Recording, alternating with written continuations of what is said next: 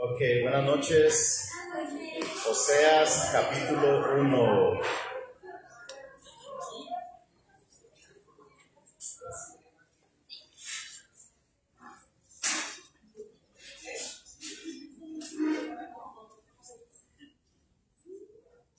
Ok, ¿cómo están? Muy bien. Aquí veo, viene por primera vez, ¿correcto? Sí, ¿cómo se llama? Jorge Hernández, bienvenido, Dios te bendiga.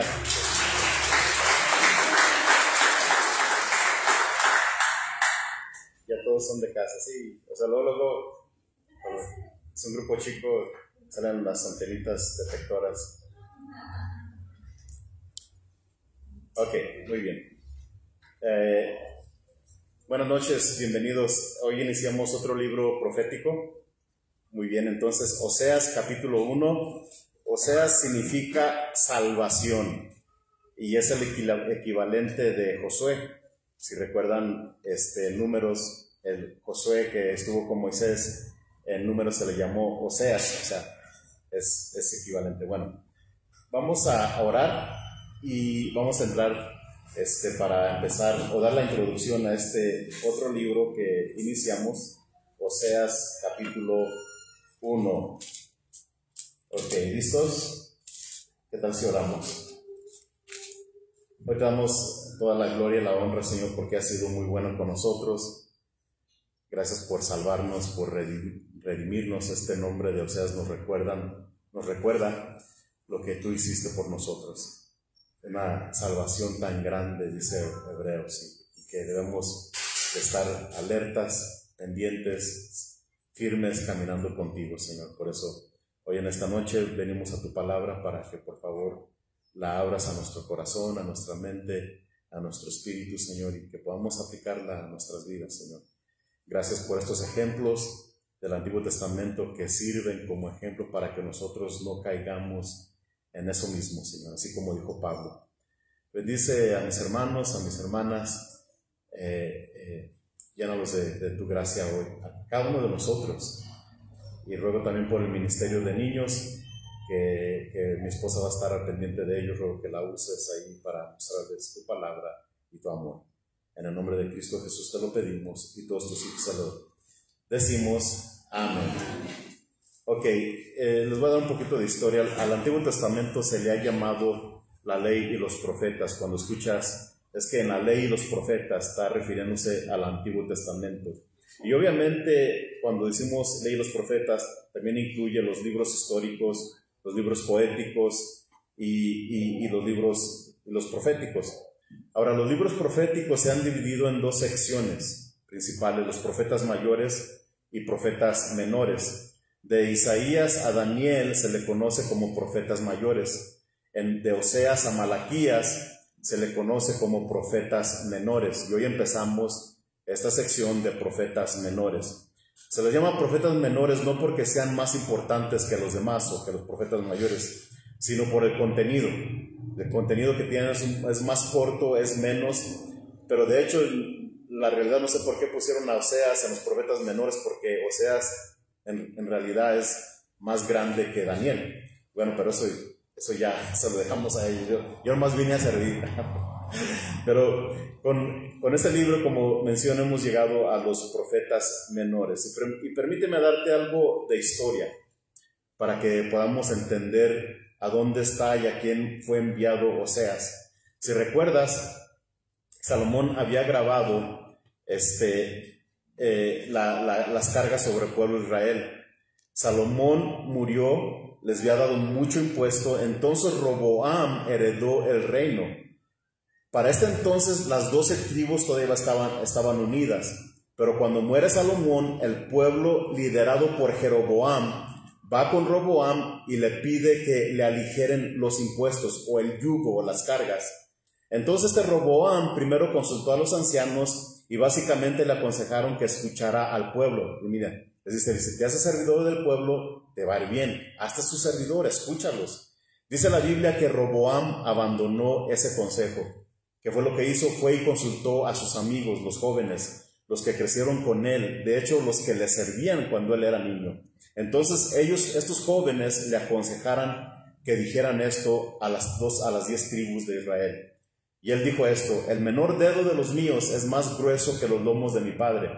Ahora pues, mi padre os cargó de pesado yugo, mas yo añadiré a vuestro yugo. Mi padre os castigó con azotes, mas yo os castigaré con escorpiones. Básicamente lo que dijo Roboam es: si mi padre Salomón fue duro con ustedes, yo voy a ser más.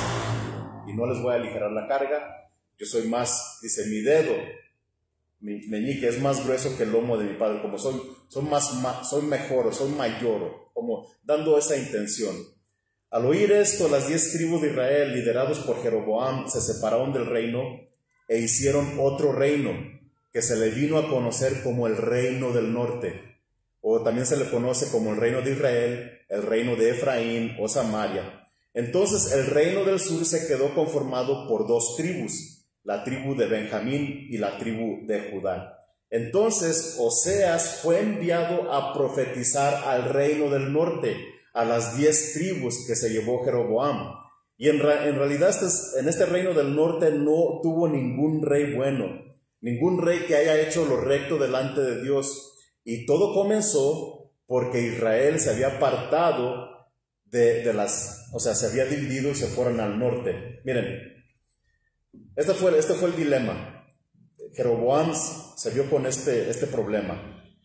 Como la mayoría de las 10 tribus tenían que bajar al reino del sur para llevar sus ofrendas y sus sacrificios, y Jeroboam dijo: si mi gente sigue llevando las ofrendas y sacrificios, la gente se va a querer regresar.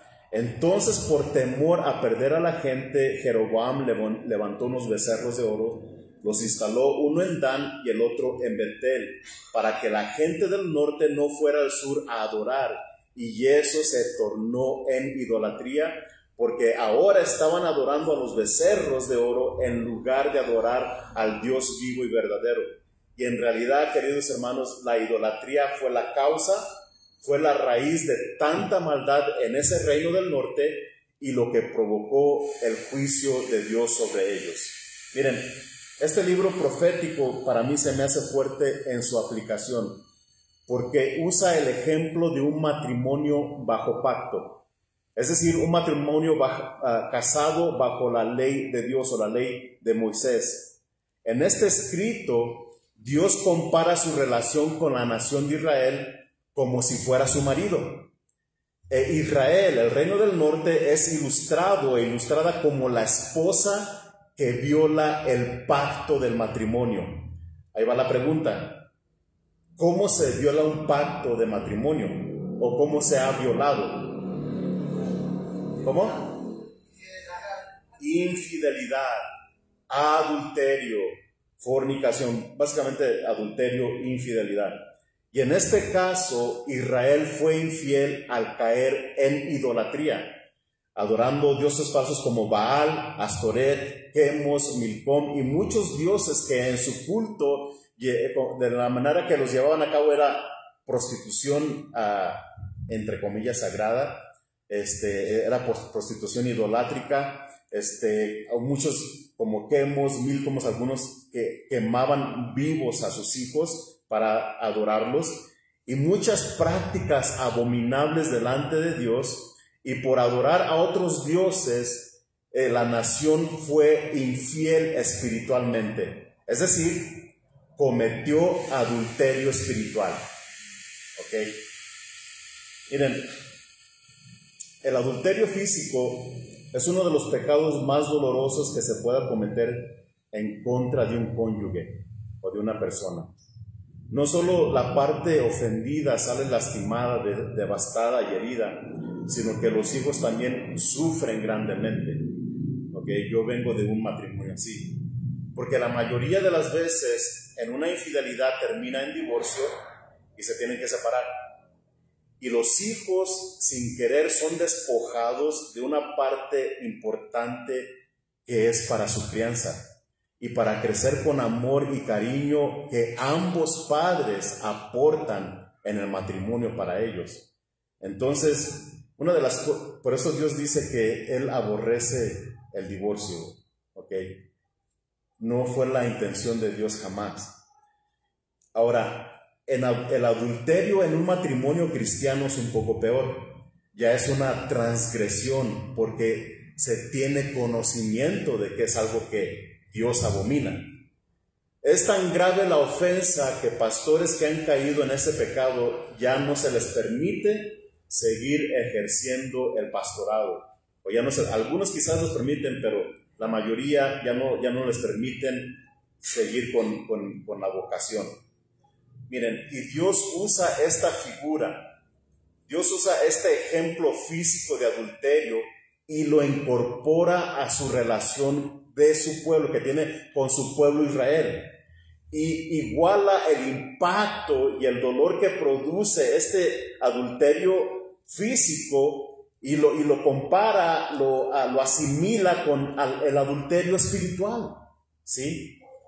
Miren, les digo todo esto para que podamos entender lo que está pasando. En esta narrativa de Oseas, este profeta representa a Dios en su relación con Israel. Y Gomer representa a Israel que adulteró. Ahora, cuando lees todo el mensaje, cuando lees este libro de Oseas, quizás pienses que el mensaje principal es la traición o la infidelidad o el adulterio de la nación o el adulterio espiritual que cometió la nación. Pero ¿sabes cuál es el mensaje primordial de este libro? El mensaje primordial y más importante es que Dios demuestra el gran amor, la paciencia y la gran misericordia hacia su pueblo pecador. Es el mensaje más importante. Sí. Ahora sí vamos a abarcar el capítulo 1.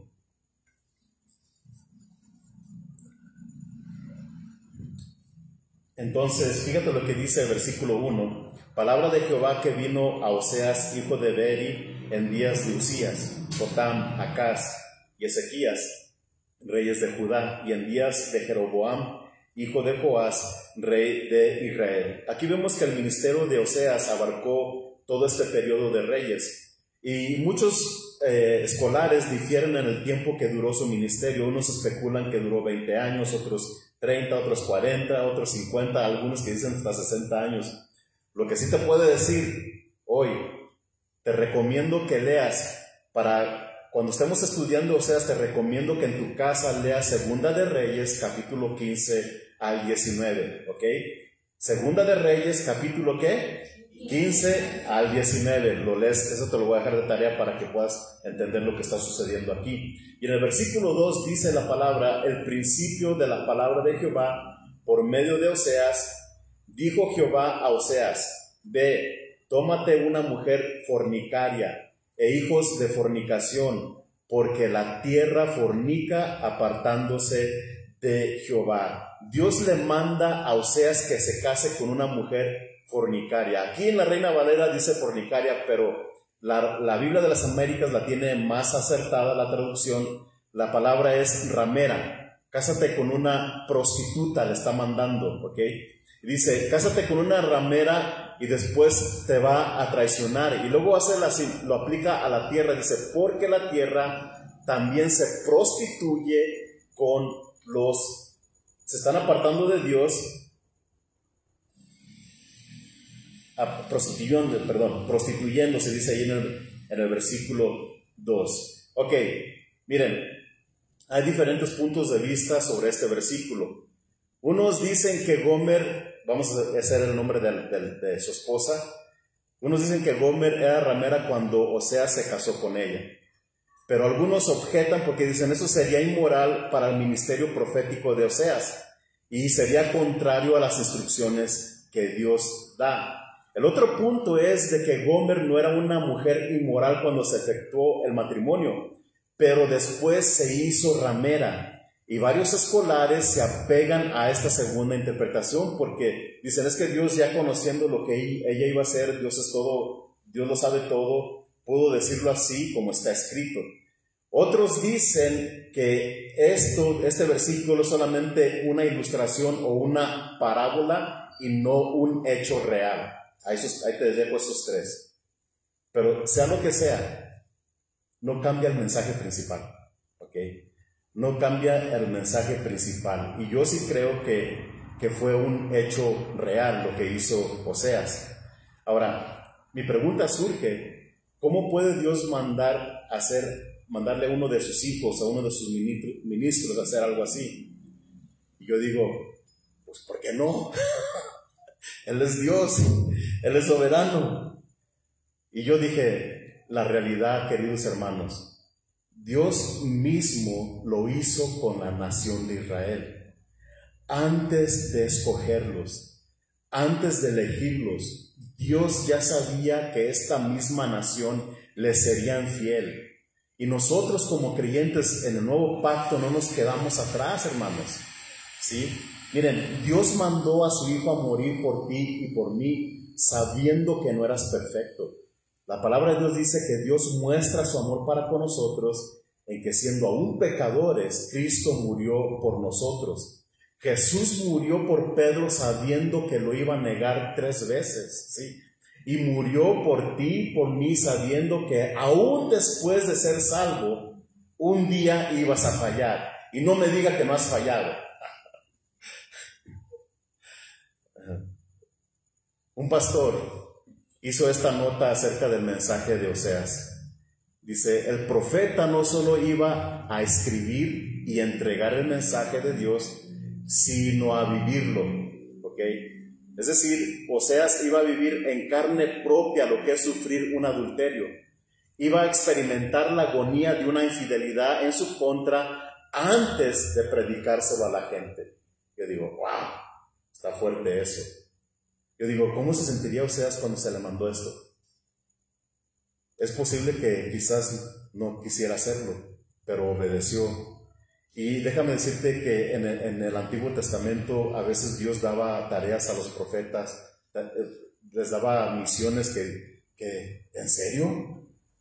Por ejemplo, a Ezequiel le digo que estuviera acostado por tanto tiempo de un lado, y luego aún le mandó que comiera de fe que humano. Bueno, ya, o sea, si has leído todo eso, entonces Dios a veces mandaba cosas fuertes.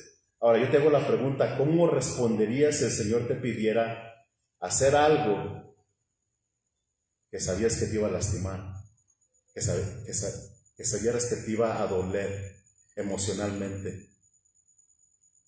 ¿Obedecerías? Mira, a Dios no le agarra de sorpresa eso, porque Dios sí hizo algo que rompió su corazón. ¿Y qué fue lo que hizo? Mandó a su Hijo para salvar a la humanidad.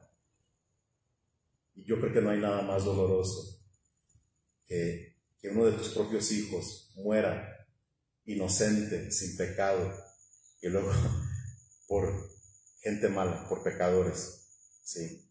Entonces no es algo raro, no es algo fuera de lo que vemos en el Antiguo Testamento. Luego del versículo 3 al 5 continúa escribiendo el profeta. Fue pues y tomó a Gomer, hija de Diblaim, la cual concibió y le dio a luz un hijo. Y le dijo Jehová, ponle por nombre Jezreel, porque de aquí a poco yo castigaré la casa de Jehú por causa de la sangre de Jezreel, y haré cesar el reino de la casa de Israel. Y en aquel día quebraré yo el arco de Israel en el valle de Jezreel. Entonces, Dios le manda que, bueno, ya se casa con Gomer, hija de Diblaim, y no solamente la vida de Oseas iba a ser un mensaje para la gente del norte, pero también sus hijos. Y aquí le manda que su hijo nacido de Gomer le ponga por el nombre Jezreel, que significa Dios siembra. Y en el valle de Israel que se menciona ahí, Jehú acabó con la casa de Acab y de Jezabel. Pero Jehú no hizo las cosas bien como Dios le había mandado, sino que se ensañó. Y también por esa ensaña, por ensañarse con este Acab y toda esa casa, también su reino va a ser cesado. Y esta palabra, queridos hermanos, se cumplió a la letra. Cuando leas Segunda de Reyes, capítulo 17, lo vas a ver. Y fíjate lo que dice en el versículo 6. Concibió ella otra vez y dio a luz una hija. Y le dijo Dios, ponle por nombre, ¿cómo? Lo-ruhama, porque no me compadeceré más de la casa de Israel, sino que los quitaré de todo. Entonces Gomer concibe otra vez y Dios le manda a Oseas que le ponga por nombre Lo-ruhama, que significa no misericordia. Y está aludiendo que no tendría misericordia con Israel porque había llegado el momento de castigarlos. O sea, Dios tenía que hacer justicia contra esta nación, y fue lo que sucedió. Cuando leas Segunda de Reyes, capítulo 16 y 17, te vas a dar cuenta que este Tiglat-Pileser vino y atacó muchas ciudades de ahí del norte, las tomó y se los llevaron cautivos. Y en el capítulo 17 fue cuando realmente ya los llevaron a todos cautivos a Asiria. Entonces ahí te lo dejo de tarea para que lo leas. Y fíjate lo que dice en el versículo 7. Mas de la casa de Judá tendré misericordia y los salvaré por Jehová su Dios. Y no los salvaré con arco, ni con espada, ni con batalla, ni con caballos, ni jinetes. Miren, Dios prometió que la casa de Judá, está hablando del reino del sur, ¿sí? Reino del norte, reino del sur es Judá y Benjamín. Dice que sí tendría de ellos misericordia. Y déjame decirte que Dios cumplió esta palabra también. Años después, mira, los asirios, bajo el mando de Sennacherib, intentaron conquistar a Judá, y Dios los libró milagrosamente. En esta pelea, en esta guerra, Dios no usó arcos, no usó espadas, no usó caballos ni jinetes. O sea, el hombre no iba a meter sus manos ni las armas para salvarse. O sea, ahí mismo dice en el versículo 7 que Dios lo iba a salvar de una manera milagrosa. Y fíjate lo que dice, mira, en Segunda de Reyes, ¿me lo pones pues, Omar? Segunda de Reyes, capítulo 19, versículo 35, fíjate lo que sucedió. Segunda de Reyes, capítulo 19, 35, cuando lo leas te vas a dar cuenta, dice, y aconteció que aquella misma noche salió el ángel de Jehová y mató en el campamento de los asirios a 185,000. Y cuando se levantaron por la mañana, he aquí que todo eran cuerpos de muertos. ¿Okay? Dios no usó, o sea, antes sí usaba al hombre para ganar las guerras. Dice, aquí no voy a hacer nada de eso. Y los asirios vinieron y empezaron a amedrentar. En ese entonces Ezequías estaba de rey, y empezaron a hablar en contra de Dios. Y Dios los mandó su ángel, y dice que esa misma noche mató a 185,000, y ya cuando se levantaron por la mañana todos eran cuerpos de muertos. Entonces esa palabra también Dios la cumplió a la letra. En el versículo 8 y 9, fíjate lo que dice: después de haber destetado a Ruhama, concibió y dio a luz un hijo, y dijo Dios, ponle por nombre como Lo-ammi, porque vosotros no sois mi pueblo, ni yo seré ¿qué? Vuestro Dios. Y Dios estaba cediendo los deseos que los judíos querían. Ellos ya no querían estar con Dios. Es más, desde que se dividieron para irse al norte, o sea, no quisieron nada con Dios porque habían caído en la idolatría. Y Dios simplemente está diciendo, ¿sabes qué? Ustedes realmente no están siendo mi pueblo, y Dios está haciendo, como que se estaba desligando de la nación por ser infiel. Y fíjate lo que dice en el versículo 10. Con todo será el número de los hijos de Israel como la arena del mar, que no se puede medir ni contar. Y en el lugar de donde les fue dicho, vosotros no sois pueblo mío, les será dicho que sois hijos de ¿qué? Del Dios viviente. Aquí, queridos hermanos, Dios promete una futura restauración. Sí, en ese momento de infidelidad Dios se apartó de ellos. O sea, por decir, en el Antiguo Testamento cuando una mujer era infiel, Dios mandaba que le dieran carta de repudio, ¿sí? Entonces como aquí como que Dios está una vez más usando esa figura del matrimonio, como que está repudiando a su esposa infiel. Pero aquí les dice que serán como la arena del mar. Y si recuerdas, ¿dónde dijo Dios eso en el Antiguo Testamento? ¿A quién se lo dijo? A ver, esos estudiosos, ¿a quién? A Abraham. ¿Por qué? Porque Dios había hecho un pacto con Abraham. Y Dios no había olvidado ese pacto. Y por eso le dicen, miren, sí, va a suceder todo esto, pero aún con todo eso, tu descendencia va a ser como la arena que está en el mar. Sí. Mira, Jeremías lo puso de esta manera. Acompáñame a Jeremías 31, por favor. Pongo una marca aquí en Oseas y acompáñame a Jeremías capítulo 31.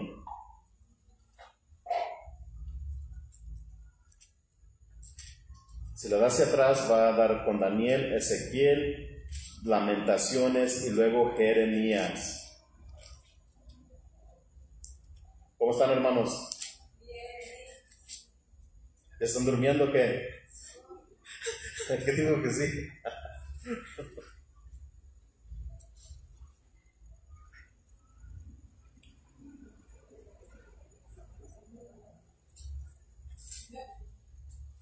Jeremías 31. Fíjate lo que Jeremías dijo en el versículo 27. ¿Ya lo tienen? Yo voy a leer el 27, usted el 28 y así nos vamos a ir hasta el 33. Dice la palabra de Dios en Jeremías 31, 27. He aquí vienen días, dice Jehová, en que sembraré la casa de Israel y la casa de Judá de simiente de hombre y de simiente de animal. ¿Ustedes?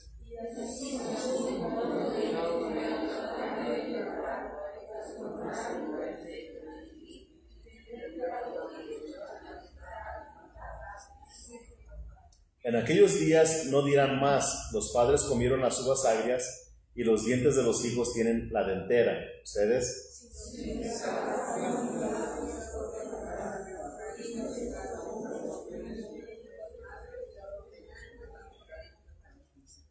Dice, he aquí que vienen días, dice Jehová, en los cuales haré nuevo pacto con la casa de Israel y con la casa de Judá. ¿Ustedes?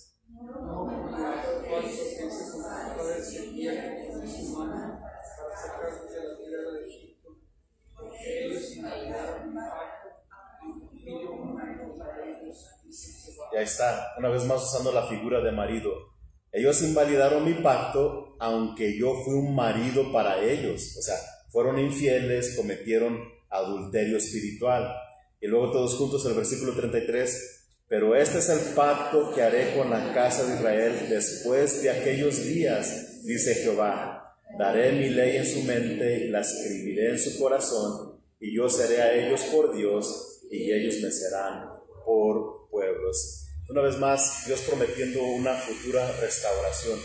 Déjame decirte que los versículos que vimos de Oseas, también Pablo los utilizó para enseñar que tanto los judíos como los gentiles iban a ser atraídos y reconciliados con Dios por medio de ¿quién? A ver, díganos con ganas, ¿por medio de quién? Exacto. No, para que se despierten. Mira, fíjate lo que dice Romanos capítulo 9. Romanos 9, versículo 24.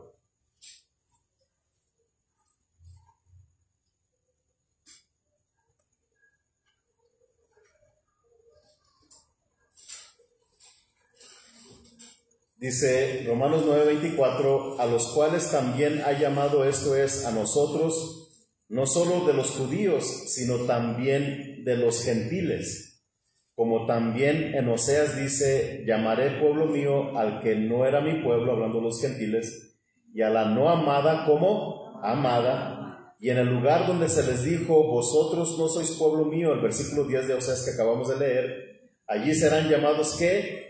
Hijos del Dios viviente. Entonces, esa futura restauración, queridos hermanos, ya la tenemos nosotros. O sea, es una bendición de que nosotros ya hemos sido atraídos al pueblo de Dios. O sea, y por eso donde ya no hay judío, no hay griego, no hay bárbaro, no hay mujer, no hay, o sea, todos son uno en Cristo. Y esta futura restauración, cualquier persona que ponga su fe en Jesús como el Señor y Salvador de su vida, puede ser de este pueblo de Dios. Y luego ya el último versículo del capítulo 10, del capítulo 1 de Oseas, fíjate lo que dice. El último versículo dice: y se congregarán los hijos de Judá y de Israel, y nombrarán ¿qué? Un solo jefe, literalmente una sola cabeza. O sea, la Biblia de las Américas la tiene más acertada ahí, aunque es el mismo significado, pero literalmente es una sola cabeza. Y nosotros sabemos que Cristo es la cabeza de la iglesia. Y luego dice: y subirán de la tierra, porque el día de ¿qué? De Jezreel será grande. Ya está hablando de un día, de un gran día, que habla de la segunda venida de Cristo. De hecho, cuando estudias eventos futuros, Armagedón va a ser en el monte Megiddo. ¿Saben lo que? ¿Cuántos aquí han escuchado de Armagedón o Armagedón? Es una batalla final, ¿ok? Donde Jesús pelea contra sus enemigos. Y Megiddo está en el valle de Jezreel, ¿ok? Entonces ya está hablando de un evento futuro, hablando de la segunda venida. Entonces parte de la escritura ya se ha cumplido, y este día grande de Jezreel habla de lo que posiblemente, ¿ok?, sea la guerra de Armagedón. Estoy diciendo posiblemente porque puede que yo esté equivocado, pero ahí está. Miren, hasta ahí nos vamos a quedar.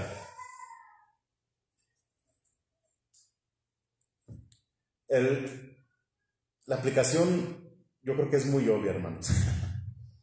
¿A poco no? ¿Vende? Sí.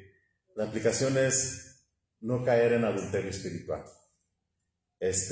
Mucha gente se ha caído en adulterio espiritual, adorando imágenes, adorando cosas que es idolatría, que no tiene nada que ver con las cosas de Dios. Dios manda en la Biblia: no tendrás dioses ajenos delante de mí, no los adorarás, no te inclinarás a ellos, además, no los harás. Y ese es el mandamiento que creo que aquí en México es el más desobedecido, ¿sí? Y eso Dios lo ve como adulterio espiritual. Sin embargo, como cristianos, nosotros ya sabemos eso, pero como cristianos hay cosas que nosotros hacemos que quizás le estamos dando el primer lugar en lugar de Dios, ¿sí? Y la pregunta para nosotros esta noche es: ¿qué hay en mi vida? Quizás una persona que estoy dándole más importancia, quizás la estoy idolatrando más que las cosas de Dios o que Dios mismo, ¿ok? Sí, uno puede caer en eso. Hay personas, aún en el cristianismo, que ponen a su pareja por encima de Dios, que los elevan y son como sus ídolos. Hay que tener mucho cuidado. ¿Qué tal el poder? Hay cristianos que a veces ven el ministerio como un lugar donde tener poder, donde yo pueda conseguir también dinero, y por eso ves congregaciones donde los ministros lo único que hablan es dinero. ¿Por qué? Porque su Dios es el dinero. Y realmente en la Biblia sí enseña, en Colosenses y en otros libros, que la avaricia es idolatría también.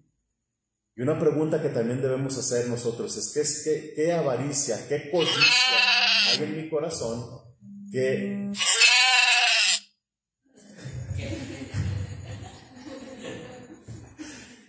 alguien me está llamando, me voy a ponerle en silencio. ¿Qué ¿Qué codicia hay en mi corazón? Fíjate, y no tiene que ser como dinero solamente. ¿Qué tal poder?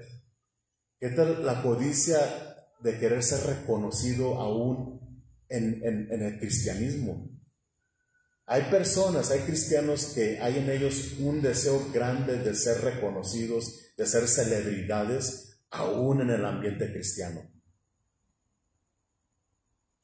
Y solamente es una línea muy finita para caer también en codicia. ¿Qué hay en mi corazón? ¿Qué hay en nuestro corazón? ¿Qué tal el dinero?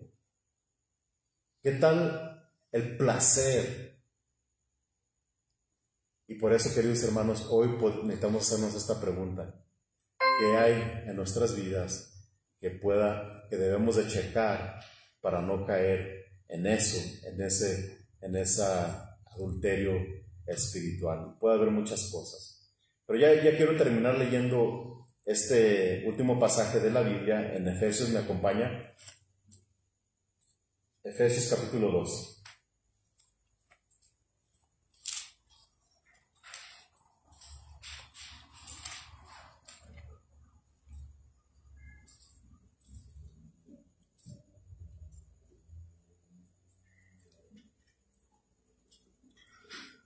Hablando de la futura restauración. Checa lo que Dios ha hecho con nosotros, para que te quedes con esto.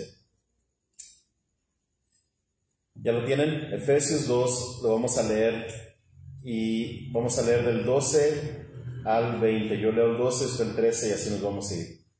Dice: en aquel tiempo estaban sin Cristo, alejados de la ciudadanía de Israel y ajenos a los pactos de la promesa, sin esperanza y sin Dios en el mundo. Ustedes,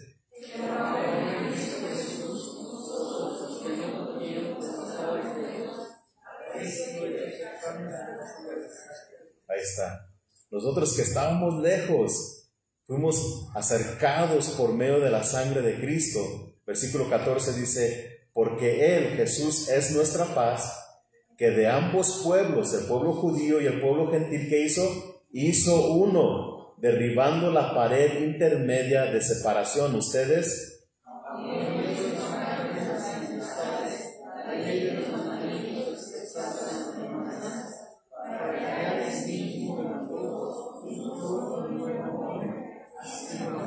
haciendo la paz, y mediante la cruz reconciliar con Dios a ambos en un solo cuerpo, matando en ellas las enemistades. La cruz mató las enemistades que había entre judíos y gentiles. Ustedes, el 17.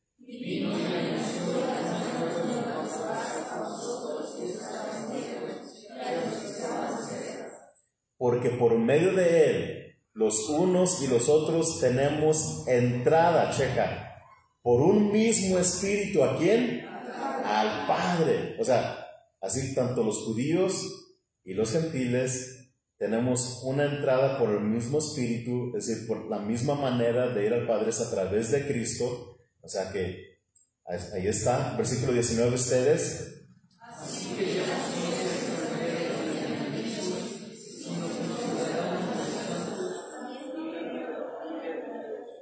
Y todos juntos el 20, edificados sobre el fundamento de los apóstoles y profetas, siendo la principal piedra del ángulo, ¿quién?